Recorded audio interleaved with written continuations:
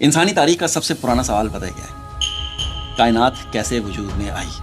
یہ سوال صرف ایک سائنسی سوال نہیں ہے، یہ وہ سوال ہے جو ایک بچے کے ذہن میں بھی آتا ہے، یہ وہ سوال ہے جو ایک سائنسدان کو بھی پریشان کرتا ہے۔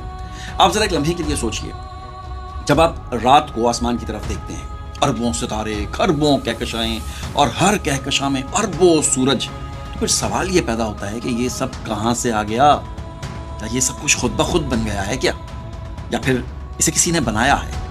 آج سائنس ہمیں پتہ ہے کیا بتاتی ہے کہ تقریباً 13.8 ارب سال پہلے کائنات ایک انتہائی چھوٹے سے نقطے سے شروع ہوئی جسے ہم بگ بینگ کہتے ہیں۔ سائنس ہمیں یہ تو بتاتی ہے کہ کائنات کیسے پھیلی، لیکن یہ نہیں بتا سکتی ہے کہ وہ ابتدائی نقطہ کہاں سے آیا۔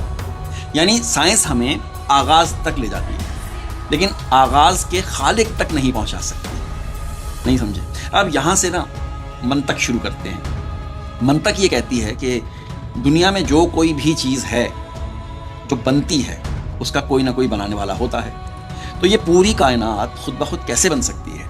اب یہاں پر 3 امکانات پیدا ہوتے ہیں۔ پہلا امکان یہ ہے کہ کائنات ہمیشہ سے موجود تھی، لیکن سائنس خود یہ کہتی ہے کہ کائنات ایکسپینڈ ہو رہی ہے، اور جو چیز ایکسپینڈ ہو رہی ہو اس کا کوئی نہ کوئی آغاز ضرور ہوتا ہے، اور یہ ثابت شدہ ہے۔ دوسرا امکان یہ ہے کہ کائنات خود بخود بن گئی، لیکن منطق یہ کہتی ہے کہ عدم یعنی کہ نتھنگنس کبھی وجود پیدا نہیں کر سکتا۔ Nothing produce nothing.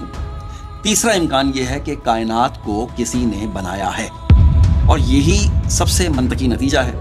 اب یہاں پر اسلام ہمیں وہ جواب دیتا ہے جو سائنس ابھی تلاش کر رہی ہے۔ قرآن یہ کہتا ہے کہ کیا انہوں نے نہیں دیکھا کہ آسمان اور زمین جڑے ہوئے تھے، پھر ہم نے انہیں جدا کیا؟ سوچیں، جب نہ کوئی ٹیلیسکوپ تھی، نہ سائنسدان تھے، نہ اسپیس مشنز تھے، اس وقت قرآن کائنات کے آغاز کی طرف اشارہ کر رہا تھا۔ یہاں پر ایک سوال اکثر لوگ پوچھتے ہیں کہ اگر ہر چیز کو کسی نے بنایا ہے تو پھر اللہ کو کس نے بنایا ہے؟ بتاؤ مولا بھی۔ اب یہ سوال بظاہر بہت طاقتور لگتا ہے، لیکن حقیقت یہ ہے کہ یہ ایک منطقی غلطی ہے، کیونکہ اصول یہ نہیں ہوتا ہے کہ ہر چیز کا بنانے والا ہوتا ہے۔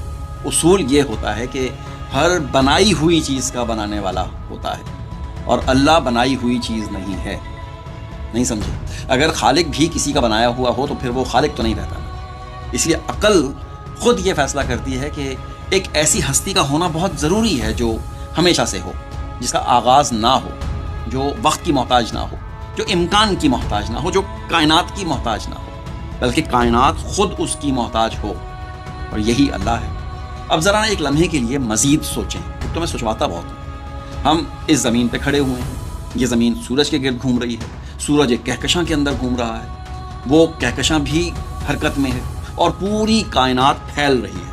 یعنی ہم ایک حرکت کرتی ہوئی کائنات کے اندر کھڑے ہوئے ہیں، لیکن سوال یہ ہے کہ یہ حرکت شروع کس نے کی؟ حرکت خود شروع نہیں ہو سکتی نا، ہر حرکت کے پیچھے کوئی نہ کوئی محرک ہوتا ہے، اور وہ محرک اللہ ہے۔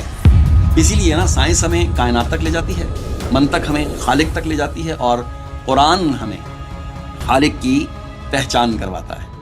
لہٰذا حقیقت یہ ہے کہ کائنات حادثہ نہیں ہے، یہ منصوبہ ہے۔ کائنات اتفاق بھی نہیں ہے، یہ تخلیق ہے، اور تخلیق ہمیشہ خالق کی طرف ہی اشارہ کرتی ہے۔ نہیں سمجھے؟ سمجھ جائیں گے۔ ہائے ہائے، 2 فون بیچ میں آ گئے تھے، انہوں نے میری ساری ٹیمپو خراب کر دی۔ جب مجھ پہ آمد ہو رہی ہوتی ہے تو پھر میں رک نہیں سکتا ہوں۔